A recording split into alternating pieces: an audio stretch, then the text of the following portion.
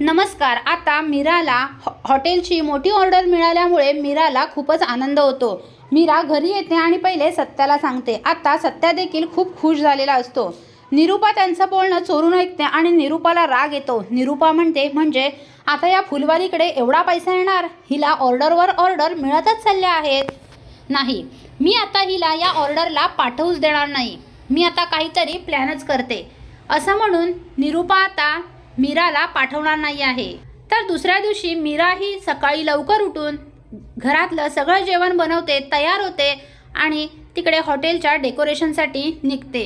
तेव्हा निरूपा म्हणते, हे फुलवाली थांब, कुठे निघालीस? तेव्हा ती म्हणते, मी कामासाठी निघाली आहे, ऑर्डर आहे ना ती पूर्ण करण्यासाठी चालली आहे। त्यावर निरूपा म्हणते, मला विचारलंस ही ऑर्डर घेताना?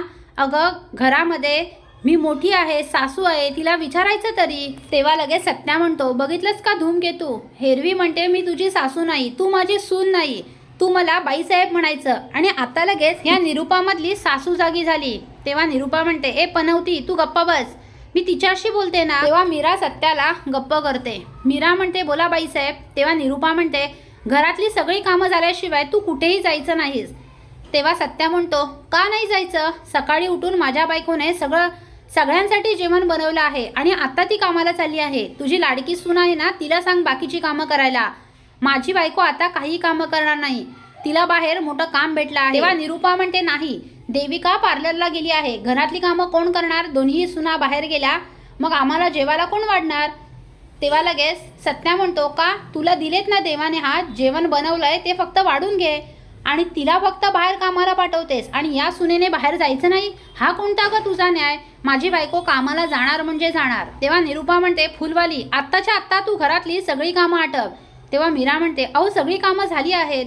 तेव्हा निरूपा म्हणते, नाही, माझ्या रूममधल्या जरा चादरी वगैरे धुवायच्या आहेत, त्या सगळ्या धुवून टाक।